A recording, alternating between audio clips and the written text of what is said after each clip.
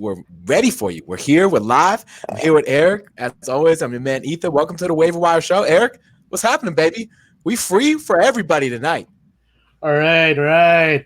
Nice to see you, Ethan. It's good to have a nice free show for everyone to appreciate the fantasy basketball goodness that we got going on for everyone, and not just for our loyal and wonderful Hoopball subscribers and readers and followers out there, but this is for anyone and everyone who wants something good to pick up off the wire in fantasy. Right, that's what we're here for. I mean, it's been an exciting week in the basketball community. It wasn't too exciting today. Lakers got absolutely steamrolled by the Dallas Mavericks, but we're gonna cruise on by that because we're here to talk about pickups. And I think it's just great. You know, everybody's kind of got Thanksgiving in the rearview mirror, coming back together, getting ready for the week ahead. I know you're already in the week ahead, Eric. How's it feel to be in the future? Pretty good. Well, not so pretty good because there are a lot of injuries happening over this Sunday over there, and it's pretty wild actually. Biggest injury hitting me personally, since we obviously like to talk about our teams. Of course, I got nailed by that Ja Morant status. I think many of our everyone, right? I think many of our viewers are kind of in that bucket. I know Ja Morant's a guy who's on a lot of rosters right now. I know he's on one of mine. And as soon as I saw that week-to-week update, the Grizzlies are sort of notorious for providing those very cryptic updates. Okay, week to week, and we'll let you know more as we need. And that didn't go well for the Chandler Parsons experiment. I'm not saying that Chandler Parsons is going to be the Ja Morant thing. Don't get me wrong there. But I bring it up because I watched Chandler Parsons last night in a 50-point blowout, limp up and down the court for the Atlanta Hawks. Man, there is life after basketball, CP. It might be time to cash that $100 million and call it a day, my man. What do you think, Eric? Well, yeah, I'm way past not thinking about Chandler Parsons anymore. I mean, he's out of sight, out of mind kind of thing for me. Speaking of Ja Morant, he's actually one of the questions that we have. All right, let's get right into it. Forums, everyone. There's a Hoopball forum thread that a bunch of our forum members have been posting questions. And if you're new to the show, if you're new to Hoop Dash Ball, you got to get in that forum. Make sure your questions are posted. Eric and I, we sit here every Sunday, Monday for Eric, and we bang through them, man. We give you the advice that you're so desperately seeking. So as long as you pop that question into the thread, you're good to go. And all you need to do that is a Hoop Dash Ball account. Eric, how easy is it to sign up? It's the easiest thing in the world. Oh yeah, baby. Just go to hoop-ball.com. Over in the header, you will see a login option. Just click on that, and it just fill up a username, login, password, and you're good to go. And right now, anyone who's not a premium member, you put in that Black Friday code, one word, Black Friday, you get half off premium content for the rest of the season. That's the deal of the season right there. That's really? I didn't know that. No. Yeah. Black Friday. All right. It just seems so far for me because it's already Monday over here. I know. It's still going. Black Friday over there. It's still going. We're going all the way through the weekend. Everyone who's live right now and listening, definitely take advantage of that. Aside from live shows like this, the premium subscription gives you access to a truckload of quality articles put out every day, and you've got hands-on advice from experts like Ethan and I, and we're just here at your service to help you crush your fantasy basketball leagues. If you want your team to be in the premium bucket, all you got to do is buy the premium package. I'm not going to guarantee that you're going to win the league, but I can guarantee you're going to have a better chance than if you didn't do it. Tell them, Eric. Yeah, definitely, because we here at Hoopball, all we do is just look at the news, analyze player statistics, study trends, and that's what we do. We do the work for them, so that we do the work for you. Come on, man. Yeah. Not everybody has the time to calculate how many games so and so team is going to have. Who have the better matchups and who are the better pickups in the wake of injuries like Ja Morant's. So let's get right to it. I know that's been a big question. Who is going to benefit the most? This is from all the president's men over the forums. Who's going to benefit the most from Ja's week-to-week status? Well, I'll tell you, even in the league where I don't have Ja Morant, I went and picked up Tyus Jones right away. You know, when a Memphis Grizzlies franchise spends actual cash money to bring in a free agent, that player is going to play when granted the opportunity. And I think that's exactly what Tyus Jones now has in front of him. And even in a short-term case, even if John Moran is out a week, you know that they're going to be extra cautious with their prize rookie. So if he's out for a week, that probably means 2. If he's supposed to be out for 2 weeks, that probably means 3. So at least in the short term, I think Tyus Jones is going to have some value here. And I know down the stretch, he wasn't playing today. And so some people want to pause on that and they say, DeAnthony Melton. But I think it's important to say that against the Timberwolves team that's using a lot of Jarrett Culver in the backcourt, I think Melton's length was probably a better matchup. So even in 25 minutes tonight, Tyus Jones still went off 12 points. I think he had 7 assists, steal, a block. That's a very usable line. Very usable indeed. Now, since you mentioned Melton, by the way, off the top, I'm on board with the Jones pickup, and he's clearly head and shoulders the lead guy who Absolutely. benefits the most. But Melton is an intriguing guy because he's somebody who's a solid defender, a willing passer and all that. And he's somebody who's, although started off more in a defensive combo guard kind of mold, but he's somebody who can be developed, into a point guard. Now, is he somebody you'd consider for, say, a 16-team league or deeper?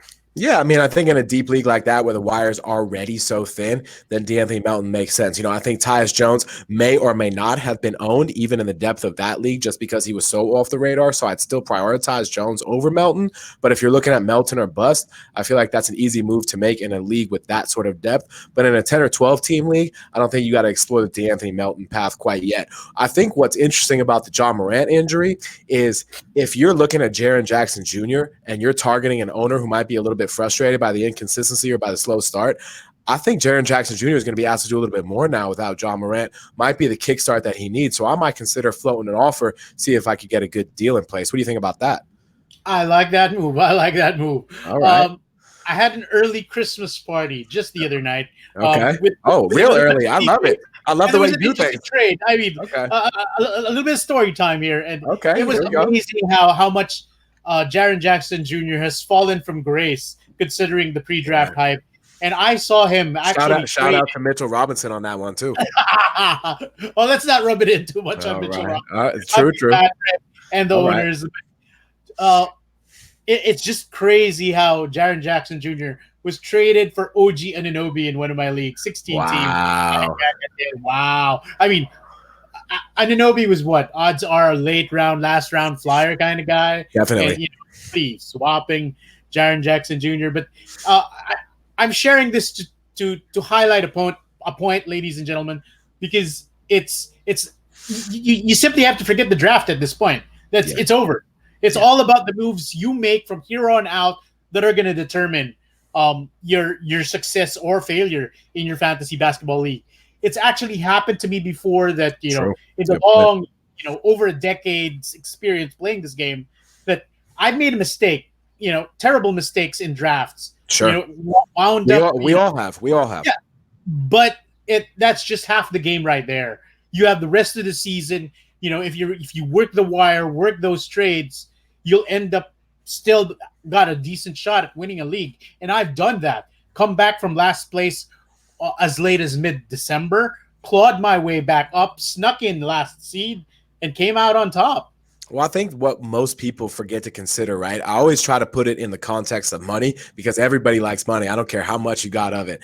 And we said if we invested in a stock and that stock continued to decline over time, at a certain point, you're going to decide to either pull out, put your money elsewhere, take the loss, and try to gain it back elsewhere, or at least try to cut your losses, or you're going to go down with the ship. So if you translate that same logic to fantasy, you can say, look, I know I invested in a stock at a premium price. I'm going to take a hit on it, but I can either choose to be proactive, cut my losses, and invest elsewhere, or I can ride the ship all the way into the ground, wind up with nothing, and be in a bad place regardless. So I know people are emotional about the things that they choose to invest their money in or the things they choose to invest their time in. I get that there is emotion involved, but in this business with money on the line, if you're interested in winning, you got to make those hard decisions, just like Erik said, and you got to separate the emotion from the business and make the moves you got to make. So if Jaren Jackson, if you're a Jaren Jackson owner and you're holding out for a third or fourth round valuation type of player at this point, you're just not going to get it. The market just isn't there. It's supply and demand. That's how we do things. Erik, come on, man, tell him. Yeah, definitely. Because You have to go with trends. And one thing I love to say and share on these shows is that fantasy basketball is all about timing. You know, Absolutely. right That's right life, guy, man. That's life. you just pick them up, dump them when they're not, and it's those key points always riding the high of that wave and jumping from wave to wave for that matter, if as the case may be. And I just like to share that that stock metaphor is been used a lot, and it's actually quite true Of because course. we're studying these guys, their assets, they can rise, they can fall, and their value trade wise is determined by the market and how well they're performing and how much the market sees For their sure. potential. And speaking of market, here's an example. I'm going to use the next question to use that. Well, That's let's called a pick segue, baby. Let's do it. let's play a stock picking game. Okay. Looney, Chris, or Spellman for the week ahead. Should Looney play Monday? What is a realistic stat line, assuming he plays on a minute restriction? But here's an example of stock picking. We have Okay. three guys who are, marginal at best because they're on a crappy Warriors team. But because it is a crappy Warriors team, these low end guys have opportunities to shine. Sure. So we have a spread of three guys: Chris, Looney, and Spellman. If we could only pick one for the week ahead, who would we go with? So, Eric, you want to take that question first? Or you throwing it to me? I'll take it. All right. Well, we can both throw our takes because we might have different Yeah, for opinions. sure. You go. You go I first. I'd go with Spellman on this one.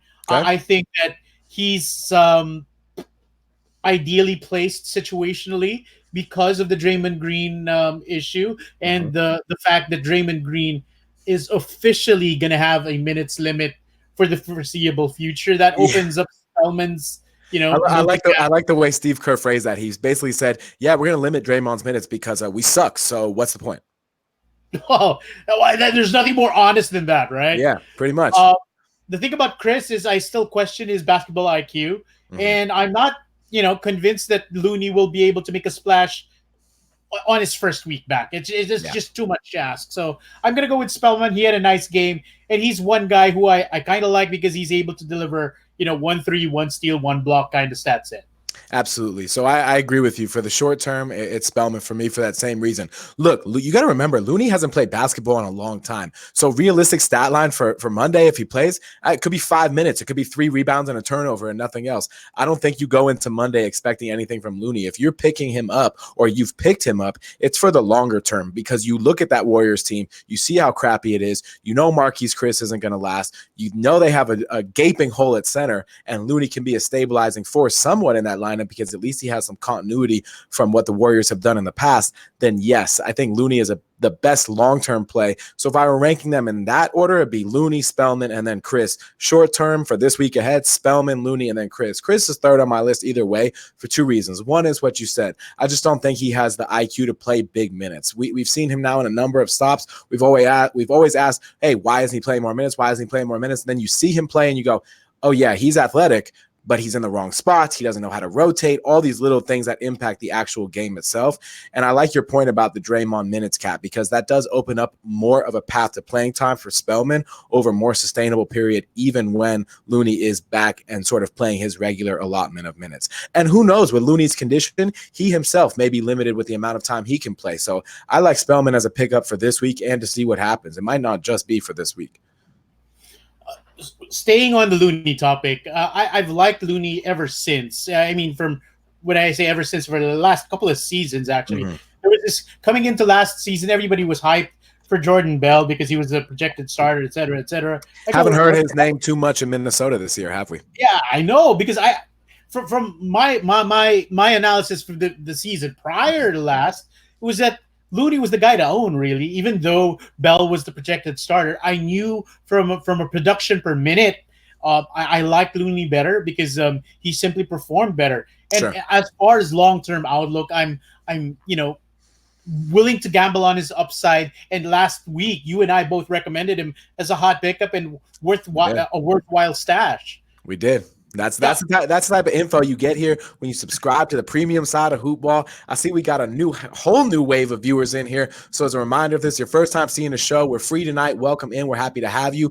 You can get access to all the premium Hoop Dash Ball content for 50% off. That's half off in case you need me to do the math for you, okay? Half off. Just enter in the code Black Friday, all one word, at hoop-ball.com. It's us every week. There are so many live shows, all sorts of content, rankings, everything you could hope for in a premium package, and we don't sell it lightly around here, Eric. Come on, man.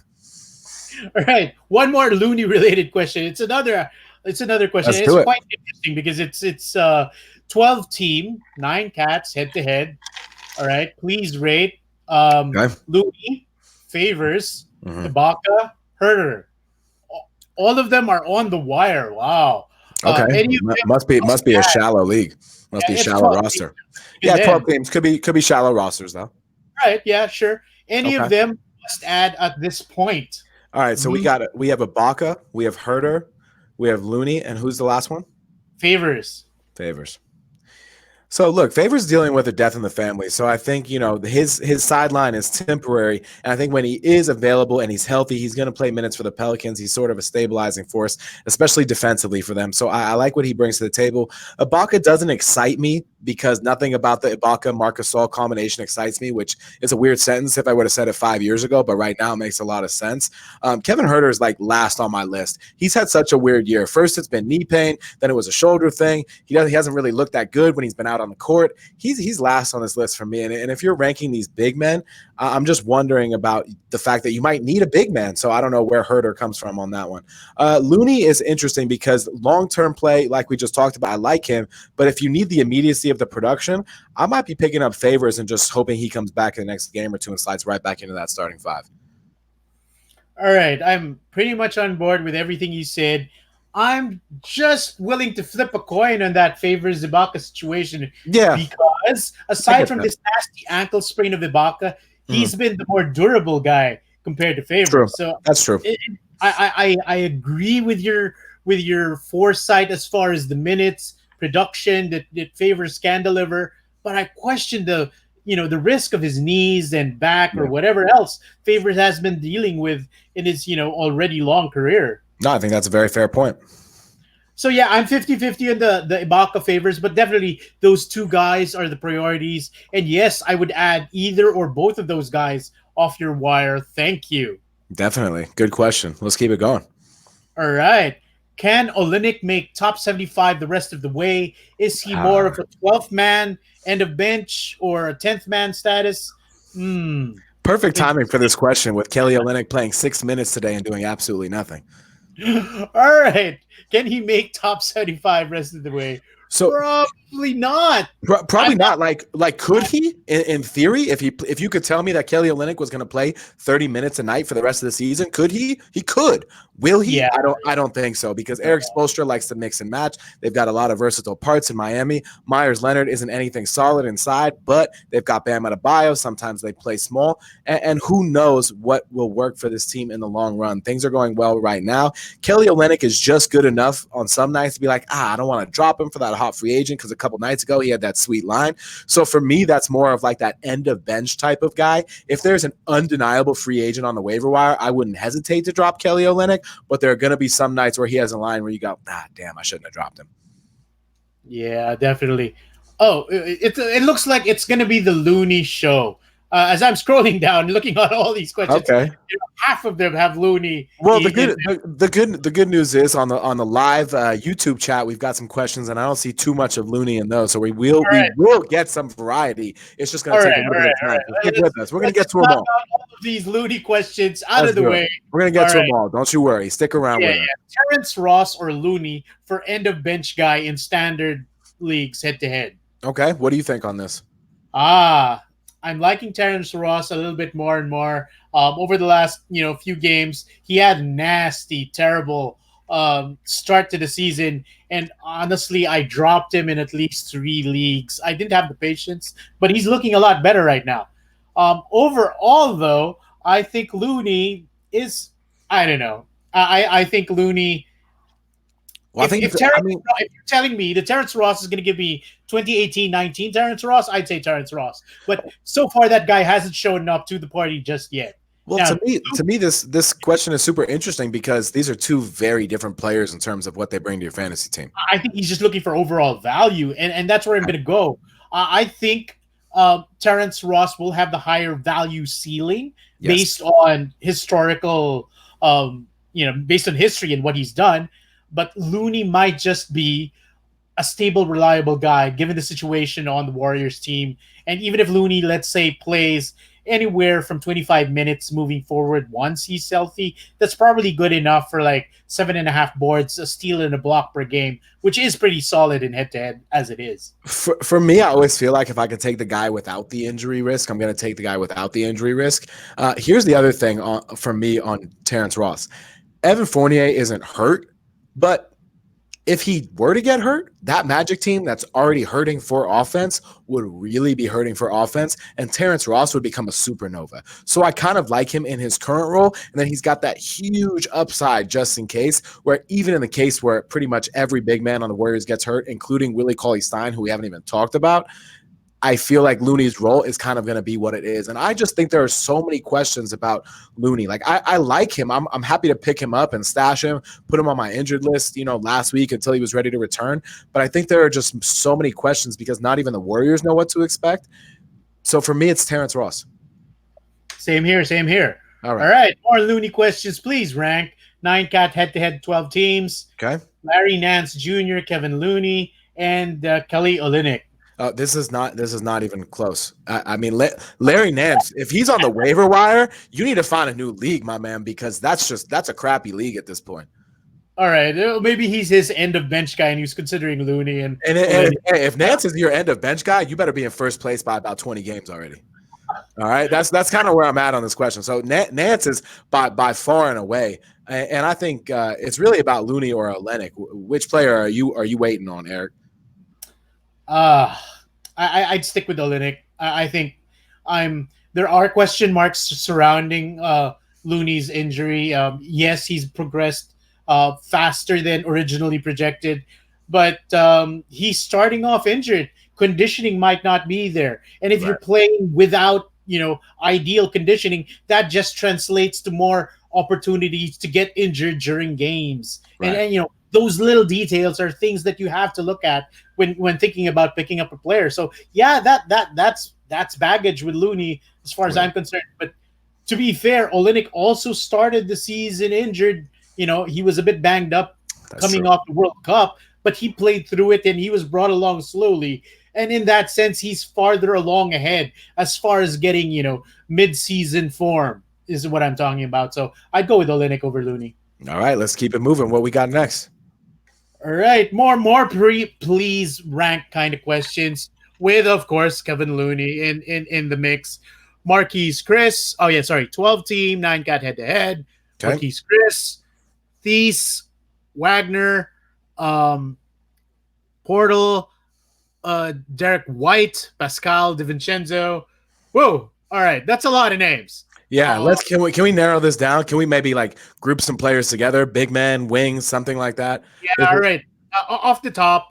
I just want to say that these types of questions are really difficult because to rank players in a vacuum is one exercise, but their value to your team is dependent upon what you need. So yeah, we could sit here and give you a list of here are the 10 guys in order, but if you're already flush in blocks and you need threes and that guy who's going to help you in threes is 7th or 8th in a vacuum, it's not going to help your team like you want it to. So any additional context we can get with these questions is always helpful to us. Like, hey, I really need field goal percentage in threes. Please rank the following options. That's my ideal version of that question. I agree. Definitely, we should do that. But overall value, Pascal off the top is somebody I'm looking at. The guy's already shown a strong base as far as usage is concerned. Mm-hmm. Yes, his stat set leaves a bit to be desired when it comes to those defensive categories. Mm-hmm. But go with the guy getting the most minutes off the top. And yes, since he is a rookie, he will just sheer time on the floor is a learning experience for him. It's an opportunity for him to diversify those numbers and give us something special. So off the top, I'd take him out of that list because Okay. everyone else is a little bit more muddled. And I think he's head and shoulders above everyone based on sheer playing time and usage. I heard a couple of names on that list that stuck out to me, and I wrote them down here, and that's Derek White and Mo Wagner. So I'm gonna speak to both of those guys. Derek, it sounds like Derek White's gonna stick in the starting lineup. So surprise, here's Greg Popovich doing a very Greg Popovich type of thing.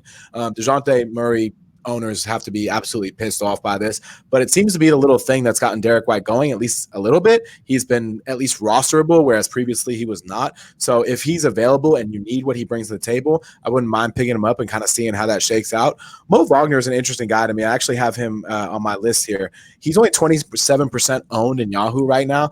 And I think the reason for that is because some people are asking themselves the same question that I am, which is, well, what is his ceiling on this team? Because they have Davis Bertans, who they traded for. They have Thomas Bryant, who they re-signed and paid to keep around. So how many minutes can Mo Wagner get? Maybe if they play a little bit bigger and they kind of phase Isaac Bonga out of that picture a little bit. I know they've been struggling on the wing. CJ Miles is hurt now. He might need season-ending surgery. Maybe Wagner's upside grows a little bit from there. But, Wagner surprisingly is really high field goal percentage this year, which is not something I would have said after watching him on the Lakers last year. He's capable of hitting the three. He's getting you enough points, enough rebounds. He's not doing a whole lot defensively, not that he ever will, but yeah, he's a guy who I think could be rosterable in the right spot. I mean, especially if you're in like a 14-team league or a deep 12-team league and you want to take a chance on Wagner, I could see that. I agree. I own Wagner in the 30 deep experts league, and he's been carrying me hard. He's unfortunately suffered an ankle injury and was ruled out for the game tonight. But prior to that, and I've been watching his stats since the season began. The guy's pretty solid, and one reason that people would want to take a look at Wagner is that he is the first center off the bench for the Wizards right now. He's the primary backup for Thomas Bryant, and even though Thomas Bryant has been, pretty much delivering as advertised, he's not logging ultra stellar minutes. He's not logging I'm going to carry this team kind of minutes. And Wagner's getting his. Wagner sometimes gives you 21 minutes, and that's already more than enough for him to deliver end of bench quality production. So he's pretty solid over there. Absolutely. So hopefully we got you a little bit of insight on that question. That was sort of a difficult one to answer. You know what I've realized, Eric, before we hit the next question? Some people might be watching this and wondering, hey, their names are Ethan and Eric, but I see some handles underneath their floating heads up there. And if you haven't figured it out by now, that's where you can find us on Twitter. I'm at Ethan_Norof. You can find Eric at Fantasy Hoopla. Quality content all the time coming right into your personal newspaper. What more could you ask for? Eric, I know we got more questions, man. All right. Let's just address this Buddy Hield frustration post. Buddy Hield, blah, blah, blah. I feel like we had some Buddy Hield frustration last week as well, didn't we? Yeah, well, it's still ongoing, apparently. So, okay. Buddy Hield, blah, blah, blah. Field goal is killing me, blah, blah, blah. All right. It's frustration. Really. I'm with you on that. I bought into a lot of Buddy Hield stock. I understand what you're doing. That didn't come cheaply, by the way. True. I actually even reached for him. That's how high I was on him. So, Buddy, I'm with you. Would you strongly advise trading him at this point? If not, what's the best value I can get for him in standard 9-cat roto format? Can I answer this question with a question really quickly, please? Oh, go ahead, buddy. Sure. When is you tell me, have you ever made a decision out of frustration that's been a good decision in the long run? Tell me how that logic usually works out. So I'm not saying don't trade Buddy Hield, but if you're trading him purely out of frustration, which is awfully what it sounds like, I'm going to just tell you to hold on and wait a second, because Marvin Bagley is on his way back. De'Aaron Fox will eventually be on his way back. And if you don't want to wait for De'Aaron Fox, at least wait for Marvin Bagley. Because right now, all the pressure is going on Buddy Hield. Rashawn Holmes is helping, and surprisingly, Nemanja Bjelica is helping too. But all the pressure is going on Buddy Hield. But wait until at least Marvin Bagley gets back on the floor. Let's see how Buddy Hield looks out there when Bagley's back with him, because I think that would really help. You took the words right out of my mouth. Marvin Bagley playing is going to flip the Kings situation on its head. Walton has to account for Bagley's play, and he was going to be a huge part of what they did this year. Huge. Exactly. All right. So part of my concern about Hield is the coaching. Yeah, that might be an issue, but that's just a sprinkling. The And fact you that and you didn't draft Buddy Hield to be winning field goal percentage, by the way. Let me add that too. true. You drafted him for his 3.5 or almost 4 threes a game and 20 plus points, really. You got it. With a sprinkling of assists and steals every other game or whatever. But the point here is uh, the fact that teams will soon have to collapse defenses guarding Marvin Bagley in the paint is simply going to free up Buddy Hield. And that right there is going to catapult, all right, his really crappy field goal and 3-point percentage right now. That's just simply going to go up. It's just as good as Richaun Holmes has been so far in fantasy this season. He's just been awesome. He's not a low post threat as far as real life basketball is concerned. They're not gonna give him the ball. He's not gonna back some other big guy down and make a shot. That's Marvin Bagley's gonna do that. Yes. Right? Yeah, and Richaun Holmes is a quality guy giving you quality stats. But as far as real life dynamics are concerned, Buddy Hield is going to need Marvin Bagley in order to thrive and deliver the kind of Buddy Hield we were looking for from the very beginning. And wait on that, because we started the season without Marvin Bagley being a factor in Buddy Hield's production, and see from there. When Bagley's back on the floor, do you expect Richaun Holmes or Nemanja Bjelica to remain in the starting lineup? I expect Richaun Holmes to remain in the starting lineup. Why? Because his defense is going to complement Bagley's offense. So it's going to be an Uber center broken down into two guys. Richaun Holmes is one of my favorite players in the NBA. He's just sort of an obscure talent. He's put in a lot of work to develop himself, both in terms of his game and his body. He's really in excellent shape. I think he's earned a solid role on that Kings team. And I feel like Richaun Holmes and Dwayne Dedmon should probably trade contracts in addition to changing roles.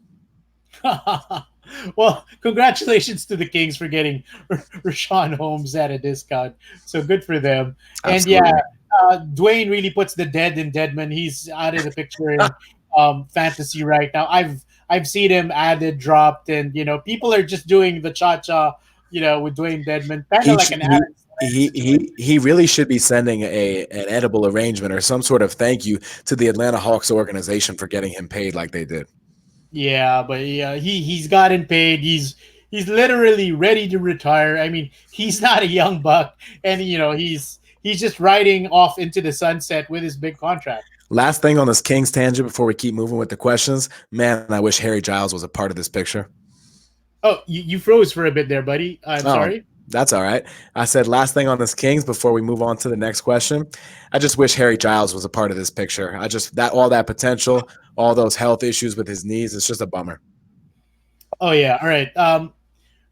Let's do a little bit of dynasty here. I know that Harry Giles is really more of a dynasty conversation kind of player. He's not really in the picture in season long, but yeah, he's somebody I like as far as being able to be a post-up guy on the post and be somebody who's able to protect the rim.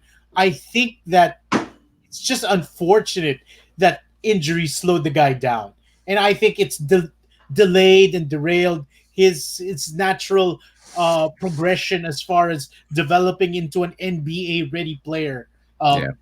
He might get there, he might not, but I've liked what I've seen from watching him play.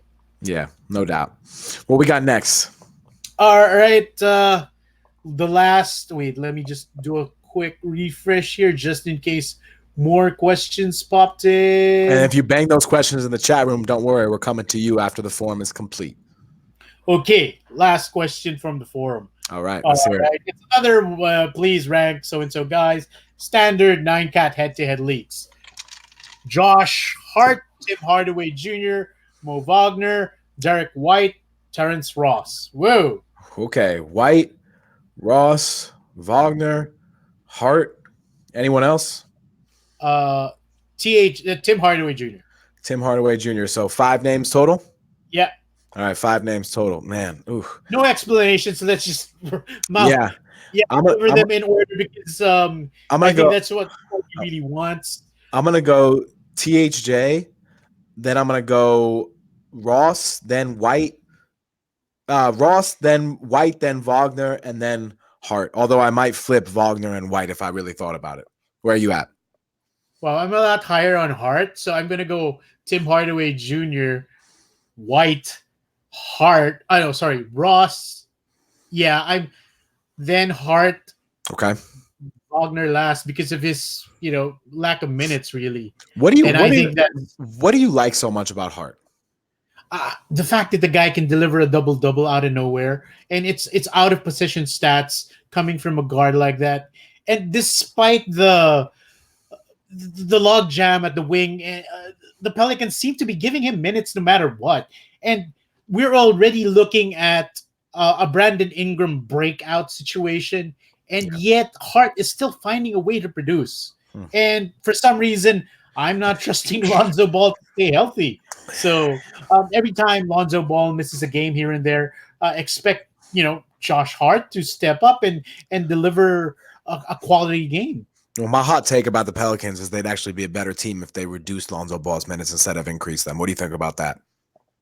Well, that's an interesting point, and yes, I would agree, but I I'm not a real life Yeah, I'm also coach. not. I'm also not going to bank on that happening either. I just wanted to Yeah, throw it out so there. See, I'm not see, gonna hold my see how you breath. felt about that. I wanted to throw it on.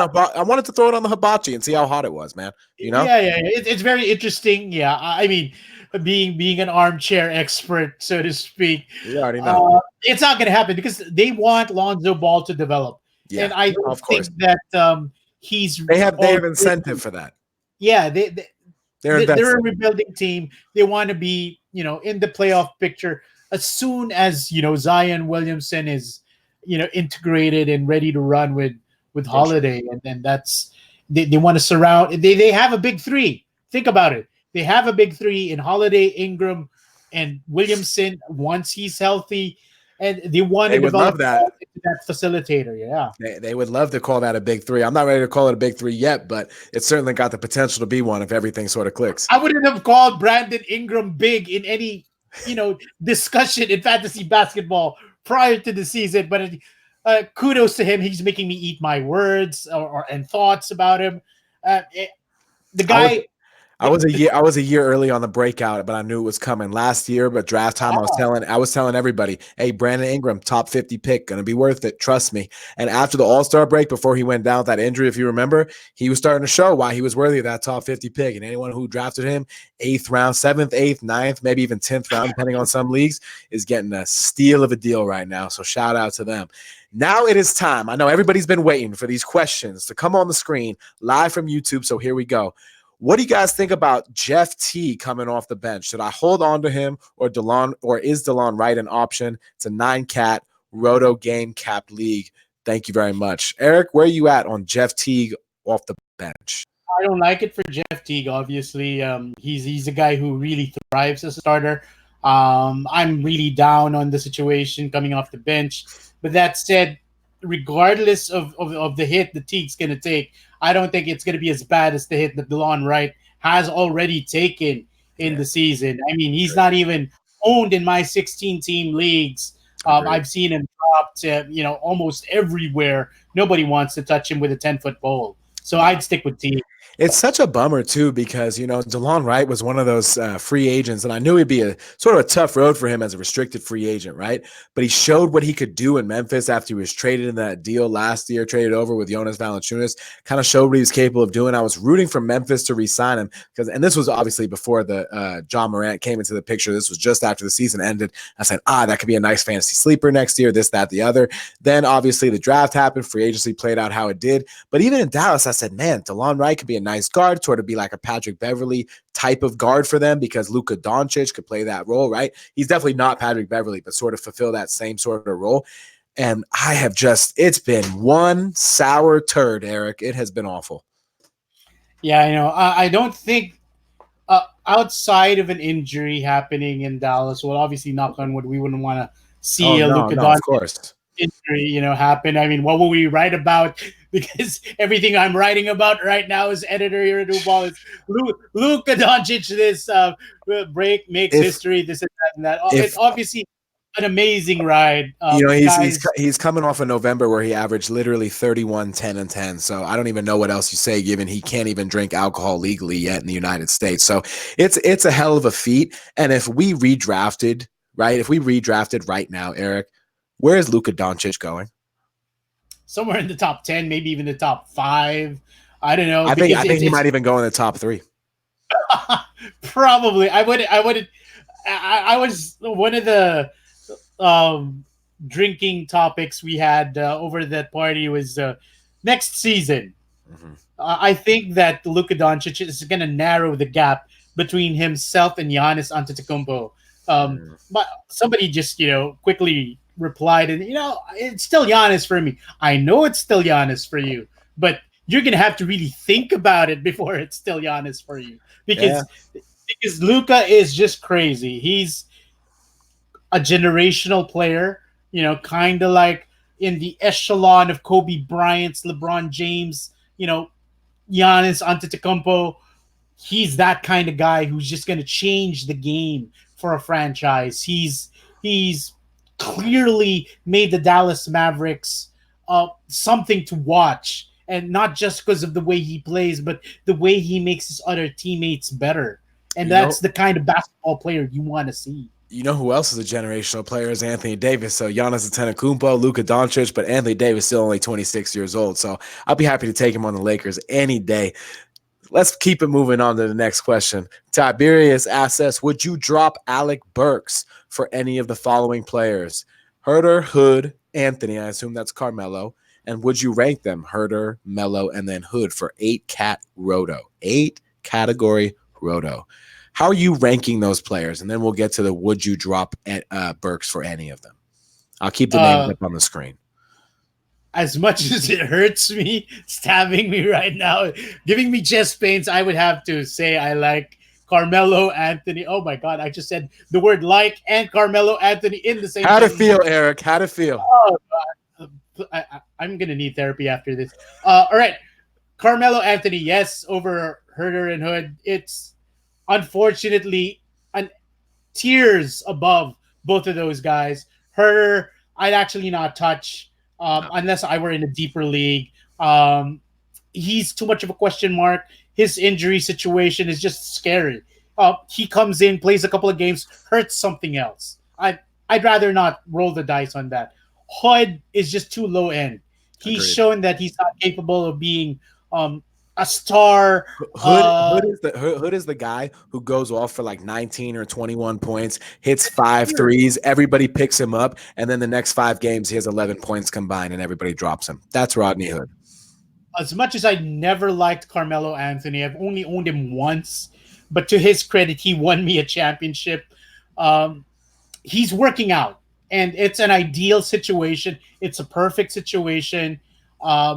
He's solid. He's really standard league viable, which I don't think I've said in Melo's averaging, I wrote this down before the show, he's averaging 18 points with 6 rebounds on a shooting line of 46% from the floor, 37% from deep, and 80% from the charity stripe, and he's playing 30 and a half minutes a game, Eric. I think that's the most impressive thing for me is that he's not just playing 20 minutes a game, he's starting playing 30 and a half minutes a game and has been an efficient player after spending over a year out of the NBA at his age. It's a hell of a thing. Yes, it's also the perfect fit because the Blazers have 2 fantastic guards in Lillard and McCollum. They love isolation basketball, which is Carmelo Anthony's middle name. Absolutely, it's Carmelo Isolation Anthony. So isolate Anthony all you want. Anthony will do what he does, and he's doing it better than he ever has, since his Denver days, right? Wow. So this is cool. First of all, credit goes to him. Kudos to him for staying fit, for staying NBA ready all this time. Volunteering your name to be part of the loser, American team for the World Cup, and you were, not accepted, etc. So what? That takes heart. That takes believing in yourself to another level, knowing that that call might come, that call came. You're here to show everyone that you can still play, and damn Absolutely. right, you are doing it. Congratulations, Carmelo Anthony. I would take you in a heartbeat over Alec Burks for sure. Well, I don't think I have anything to add to that. That's well said all the way through and through. So we're just going to keep it moving. Melo, if he's not already on a roster, make sure we change that. So we're going to move on to the next question. We got another one from Tiberius, and he asks us, I need to drop either Olenek or Kleba. Yes, you do. It seems to me that Kleba will be more consistent in terms of minutes, albeit low. What are your thoughts? My thoughts are you need to find somebody else to pick up than either of those players. Eric, what are your thoughts? Ooh. Yeah, definitely. I think the situation in the Mavs is really hurting both Powell and Kleba. Yeah. It's not good. They're cannibalizing each other's value They're both because waiver wire fodder for me, man. yeah, I wouldn't touch either one with a 10-foot pole. Both guys are available, I think, in my 16 team, wire right now, and I don't see a point. Unlike Olenek, who did, pretty much suck tonight, but has had the string of reasonably solid games. I'd stick with Olenek definitely. All right, so it's going to be Olenek or find yourself a new man. I'm going to throw a curveball at you, Eric, because I had a question creep up on me, and I thought it was super interesting. And I had a chance to do a little bit of research on this, so I'm going to give you some time to look at it. We're looking at points, steals, and 3-pointers.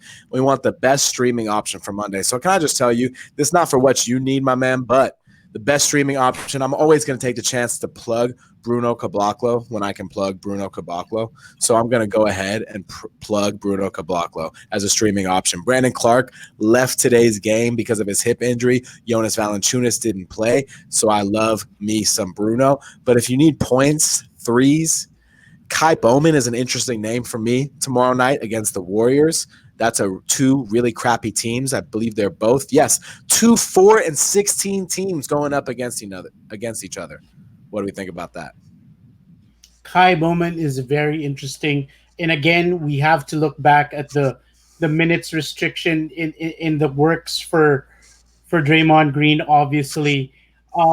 Streaming option. So I think that Kai Bowman, yeah, he might be on your wire, but somebody who I've actually picked up in our 12-team league, and I'm looking forward to seeing over the next few games. Let's hear it. Is Garrett Temple.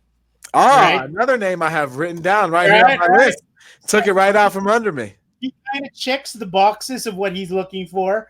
Points, yeah, 12.8, but 2.8 threes over the last week. Yep. 0.8 steals, 0.8 blocks. That's, round that up. That's one of each, baby. I love it. 4 rebounds, 4.5 assists, 50 free throw. Yeah, at low volume, I'm going to live with it.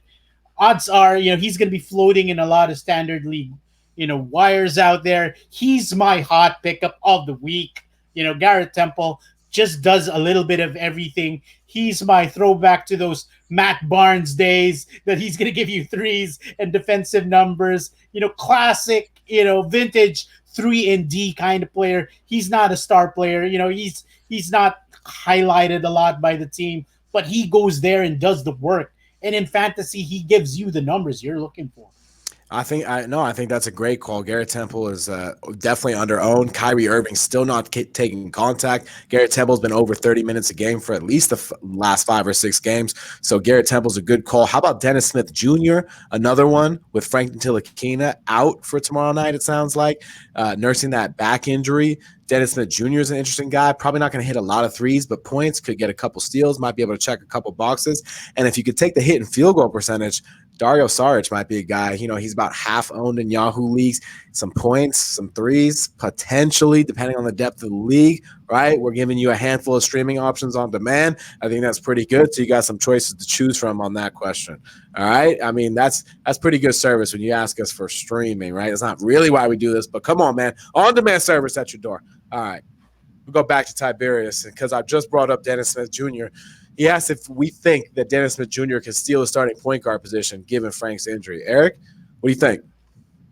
Well, obviously, in the short term, he will be, by default, the starting point guard.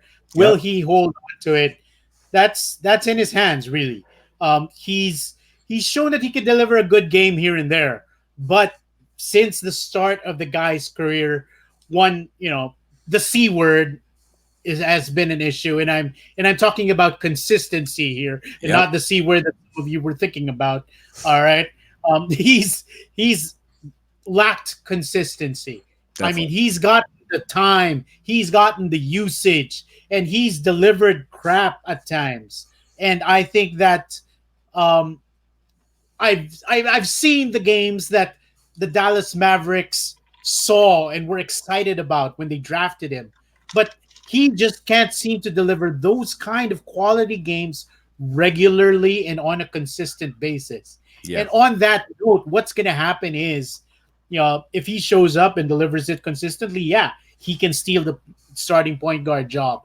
Now, if Telekina does come back and he's shown that he's been consistent at least over a two week and change period, the Knicks will simply go with who's more consistent and throw into the another monkey wrench into that mix is Alfred Payton has been coming along slowly, but I was eventually just he's gonna going to come say back. Alfred Payton. Hmm. He's going to come back, and it's just going to get uglier and uglier for all three of those guys. But definitely Fizdale, if he's still coaching the Knicks, is going to stick with whoever is giving him um, the least mistakes. I think it's more about that at this point. Which guard is committing fewer errors while he's on the floor? He's gonna get the bulk of the point guard minutes. Look, the Knicks need Ntilikina's defense. There's no question. He's an impact player at that end of the floor. But the Knicks just need players that are going to help them win basketball games. So I don't think any starting position is cemented besides Julius Randle when it comes to who could be in or out of the lineup. Maybe Marcus Morris too. But other than those two guys,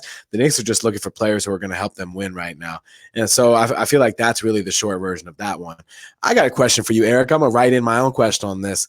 I've been looking at this player for the last couple of days, and I'm trying to figure out why he's only 3% owned on Yahoo, and that's Keita Bates-Diop, because over the last 4 games, he's played, about 25 minutes a game, maybe a little bit more because he played 37 minutes back against Phoenix before Thanksgiving. But he's averaging about 15 points, 4.5 boards, 0.8 steals, but about 2.5, 3 threes a game.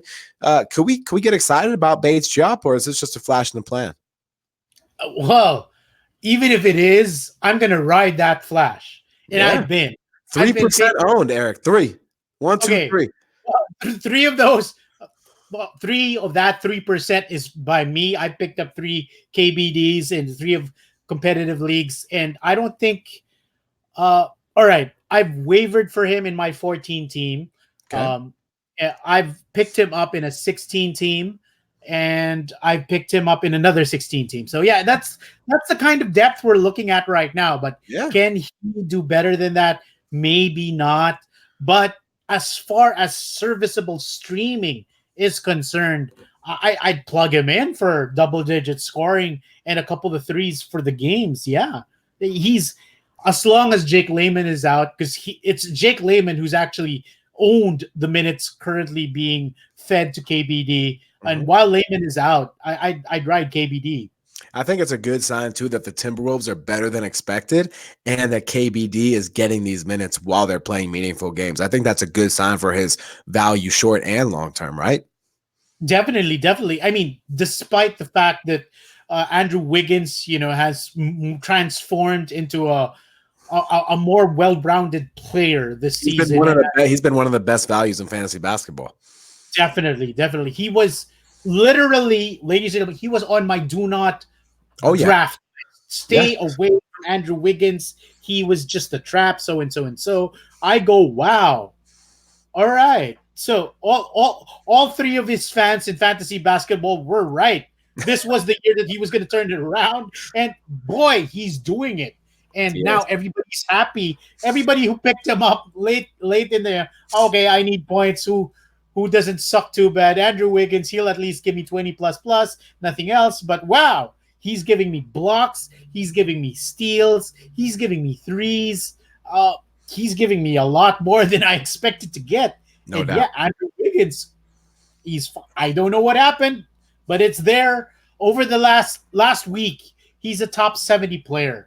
Okay, and that's work. And that's just amazing. He was somewhere Top out. 70 top 70 player drafted at a top 150 value probably. Exactly, because he was outside the top 150 closing out last season. Nobody expected him to deliver this kind of. Okay, just over the last week, we're talking about him giving you one steal per game, 1.3 blocks per game, 2.3 threes per game, 6.7 rebounds, 3.3 assists. That's a well-rounded line, baby. And that was the biggest criticism of him prior to this year was that he could score you some points, but they weren't going to be efficient, and he brings nothing else to the table. Now he's stepping back, he's hitting the threes, contributing defensively. This new scheme and style that they've put in place has really highlighted Andrew Wiggins. And shout out to Gerson Rosas, man. If you ever hear him talk, the new GM, I think he's president of basketball operations actually for the Timberwolves. You ever hear him talk? He talks a lot about how he loves player development. That's where he got his start. And so he looked at Andrew Wiggins and he used the term distressed asset. And I think that's a great way to phrase it because they put him in a better spot to succeed. And sure enough, he's showing off his value. It's amazing how when you put people in positions to succeed, you'd be surprised by what they're capable of doing. So we love that. And now I got one more question for you from me, Eric, all right? And it's about a pair of Cavaliers not named Larry Nance. Don't you worry about it. I think I know what you're going to say on one, but I'm curious on the other. Cedi Osman, Darius Garland. Cedi Osman has had 3 straight games of decent enough, a little bit of intrigue. He's a guy who I think a lot of people drafted, then 3, 4, 5 games in said, why the hell did I draft him? Dropped him. Sort of been an afterthought since, but seems to be gaining a little bit of momentum. And then you got Darius Garland. Darius Garland's only 20% owned on Yahoo League. So I want to get your thoughts on that. And what do you think about Cedi Osman? All right, I like Garland. I think that he had a rough start. People were wondering why they gambled on him and with their last pick in standard leagues. But in the end, he's a talented scorer. It's just that he missed a lot of college basketball, and that's just it. It's taking him this extra time to find his groove, and I think he's finally finding it. Yeah. Now, Osman, all right, I've had this conversation with a lot of co-hosts in multiple shows over the last 2 seasons. The guy's going to tease you for 3 to 4 games. You're going to want to drop him soon. I've been calling him the white DeAndre Bembry. Kinda, and that's actually being generous because Bembry's been far more consistent over the course of his career than Osman. Now the thing is, it's again timing. If you want to ride him while he's hot, by all means, I have no problems picking him up. But the point is, don't expect him to deliver that kind of production for the rest of the season. He has this nasty habit of disappearing when you need him most. For example, in a 4-game week, he's going to give you, 1 good game, 2 so-so games, and totally crap out on that last one. So he's going to deliver a mixed bag. So if you're not into that, as far as frustration is concerned, he's not your guy. But if you're willing to take those 2 so-so games and that 1 really good game, Osman's for you. But once things start to fall off, just be ready to cut bait and you'll be fine. And I hope if you're watching this show, you got to be in tune with fantasy basketball. So you already know. But just in case, Victor Oladipo, right? Don't forget, these Pacers, the ones that just went toe-to-toe with the Sixers that look like an Eastern Conference contender without their best player. Yeah, that guy, Victor Oladipo, he just got assigned to the G League for some rehab. So if for some reason he's floating around on a wire in one of your leagues, make sure you pick him up and you stash him. Even without an IL, he's worth it at this point. He has game-changing potential when it comes to your roster. Eric, you got any players that we didn't hit on? I feel like we got through a whole list tonight, but you got any players you wanted to mention before we wrap up things here? Yeah, I think we got to mention the key players. Yeah. Spellman was a guy I mentioned. Yeah. Yes, sir. Deep leagues. I'd like to still, he's marginal, but Kem Birch is somebody you'd want to. Sure. While Vucevic is still out, absolutely. Maybe because Mo Bamba's obviously owned. Kem Birch last week. And if Mo Bamba is not owned, change that. Well, obviously, yeah, most likely he's owned. I mean, just last week, Kem Birch, giving you 7 boards, 1.3 blocks is worth He'll give you pick just enough to remain relevant, basically. yeah, he's just doing enough. So as long as Nick Vucevic is out, hold on to Kem Birch, ride it out. It's just a low end boost in boards and blocks, which are normally very difficult to find on the wire. If Kem Birch is the only guy an owner can drop and he or she wants to pick up Tyus Jones, are you recommending that? Yeah, obviously, Tyus Jones. Just the fact that Morant is on a week to week level. Of We're course. talking about a more balanced player, a player who's just waiting to break out in Jones, because we've seen the tip of the iceberg before he left the We have. Wolves. Yeah, he's a We great have. passer, a solid defender. Obviously, he struggles with efficiency of his shooting, but don't knock it if the guy's giving you maybe 7 assists and 1.5 steals per game. That's quality right there, and quality you will odds are not find from anyone else on the wire. Speaking of quality you can't find from anywhere else, that's what we do here on the Waiver Wire show that you can only find at hoop-ball.com. As a reminder, if you're not a premium subscriber, you're watching this as a free show, welcome in. You go to hoop-ball.com. Get in the premium section, add it to your cart, type in that code Black Friday, one word. You get half off all premium content, live shows like this, insight articles, direct access to hosts. Well, you have that anyway with these types of shows, right? But you get it all. You get the idea here. Plus, you get to hang out with guys like Erik and I for an hour at a time. There's nothing wrong with that. As a reminder, you can also find us on Twitter. We're at HoopBallFantasy, at HoopBallTweets. Our usernames, Ethan_Norof, at Fantasy Hoopla. You can find Erik and I both on Twitter. And until next week, I think that's going to do it for us. Erik, say peace to the people. Peace to the people. See you guys. We out.